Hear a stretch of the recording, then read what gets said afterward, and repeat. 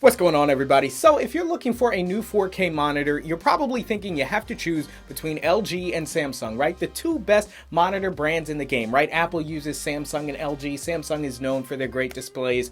Well, think again, because HP just sent over their U32 4K monitor, and there's a lot to talk about. So talk about it we will. If that sounds like the video you came to see, hit the subscribe button and click the bell so you don't miss as we cover all things iPad Pro and the techosophy, the philosophy behind tech. I'm Chris Grant Jr. It's the Granted Geek Show.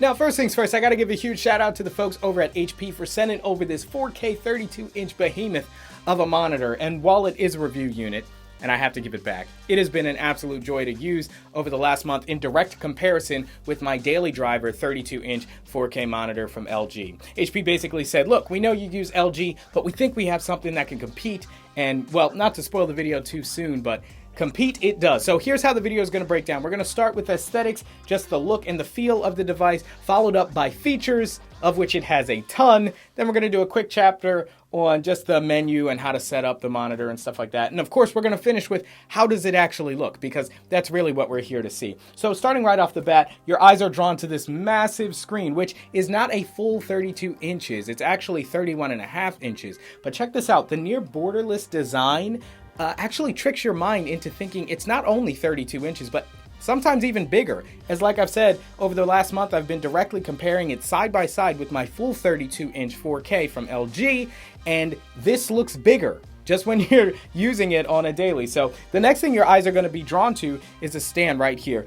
Very simple, minimalistic design, aluminum, solid build, but what a stand it is, especially for the price. So we not only are able to articulate the monitor panning left and right, but also up and down for different viewing angles. And not just that, with a quick tug on the left, you can rotate it into a portrait mode. So this would be great for a multi-monitor setup. You could have multiple ones in portrait mode, or also have it in widescreen mode. So and it's just as easy. No clicking or toggles to hit in order to rotate it. It all just happens with a push or a pull or a tug. Now the monitor stand gets even better from there. If we turn it to the side where you can get a good idea of the thinness, just about what I would expect for a monitor of this size.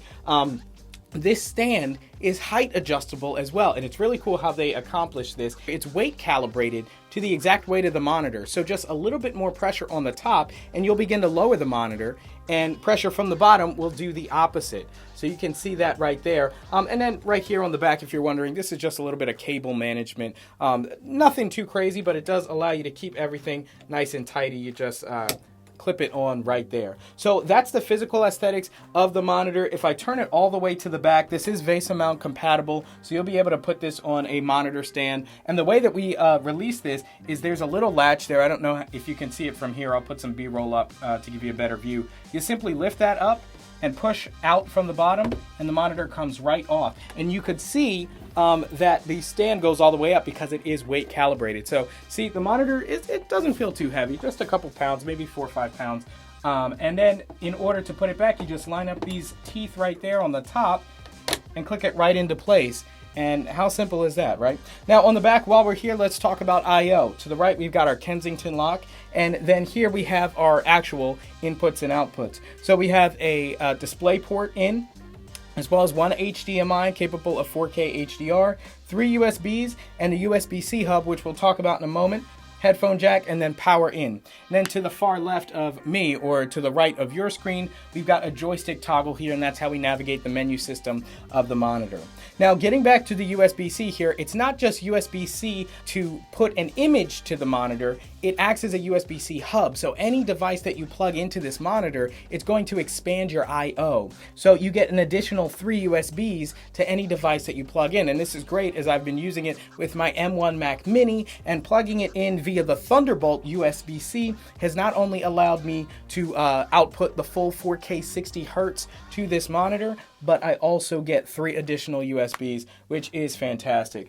Here we've just got a HP logo, which still got a sticker on it, just to keep everything nice and tidy. You're probably thinking, Chris, that who cares, right? It doesn't matter if you've got a funky cool stand and a borderless design if the monitor, the image, and the features don't stand up to the competition? Well, that's where we get into the feature list. And if you turn your attention here to the bottom left of the screen, you'll see a sticker that highlights some of the best features. Now, right off the bat, it is for full 4K, 3840 by 2160 at 60 hertz, so ultra smooth. There are some monitors that go up to 120, but for most people, 60 hertz is more than enough. It's color calibrated from the factory, which is huge. My LG didn't even get that. And I didn't mention this, but they're right about at the same price. In fact, my monitor, my LG, is actually about $50–$60 more at the time of this, and it's not color calibrated from the factory. So you know you can do serious color work from this right out the box. It's also got a blue light filter, and that's going to protect your eyes from harmful blue light that can damage your retina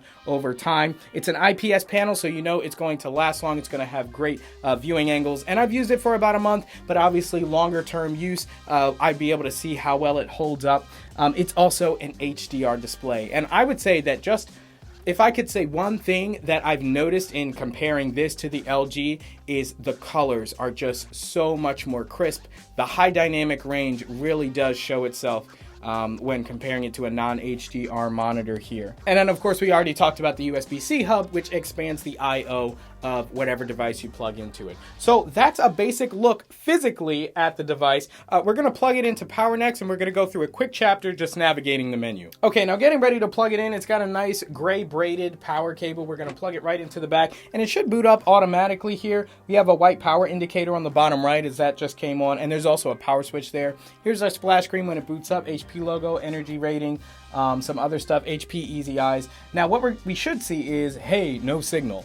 So here's our monitor status. It's looking for a signal from USB-C and it's not getting anything, no input signal. So what we're gonna do is we're gonna click on the joystick on the back that I showed you earlier, and that's gonna show in the bottom right just a menu with input, brightness, color, and more information. So we're gonna start with the input panel, and here's where we can see all the inputs for the monitor, none of which are being used. We have picture-in-picture settings, auto switching, direct power, hot plug-in detection, as well as hot plug initiate, which is a cool feature. It says basically, do you want to inform the operating system when you switch color presets, which is recommended for Mac OS, so I did turn it on. DisplayPort mode, you can have it in DisplayPort 1.1 and up to 1.2, and I would imagine with different firmware updates you could get better.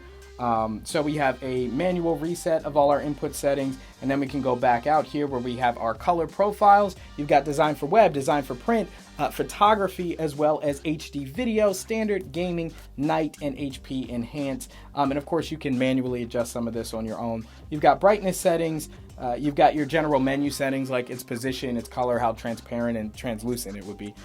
Then you've got your general management for power, some general information status that we saw with the monitor status when we first booted it up. With 3840 by 2160 at 60 hertz, your picture profile, it's set in terms of power to performance mode, which is exactly what we want. So it's cranking up all the performance. So that's a basic look at the menu there. Like I said, this is going to be a short chapter. We're not going too much into all the menu settings. And here with the color thing, you have quick access to the color and stuff like that. So that's a look at the menu system. But now, obviously, we have to talk about how does this display look?